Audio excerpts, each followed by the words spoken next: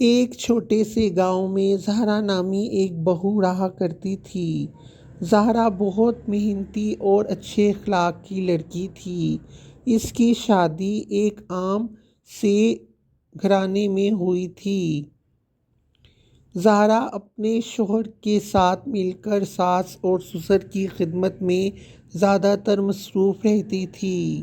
نیا سال بھی آنے والا تھا اور پورے گاؤں میں خوشیاں ہی خوشیاں تھیں۔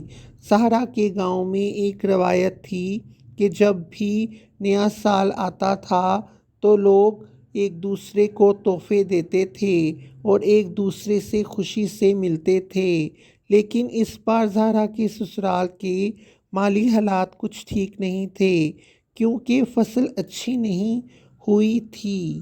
ایک رات زہرا نے اپنی ساس سے کہا کہ امی جان، اگر ہم ایک خاص کام شروع کریں تو اس سے ہماری بہت سی مشکلات بھی حل ہو سکتی ہیں۔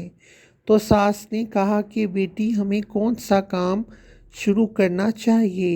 تو زہرا نے کہا امی جان، میں نے ماضی میں بیکری کے کیک بنانے سیکھے تھے جس کی وجہ سے میں بہت اچھے کیک بنا سکتی ہوں۔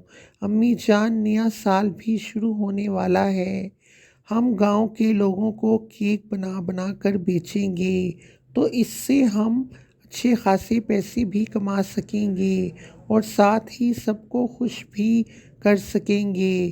یہ سنتے ہی ساس اور زہرا کے شوہر نے پہلے تو ہچکچاہٹ کا مظاہرہ کیا، لیکن بعد میں انہوں نے مل کر فیصلہ کیا کہ ہمیں یہ کام کرنا چاہیے۔ زہرا نے اپنے شوہر، ساس اور دیور کے ساتھ مل کر یہ کام شروع کیا۔ انہوں نے سب سے پہلے گاؤں سے کچھ قرض لیا اور پھر ضرورت کا سارا سامان خرید لیا۔ پھر زہرا نے سب کے ساتھ مل کر دن رات محنت کی اور اس نے 1000 کیک تیار کیے۔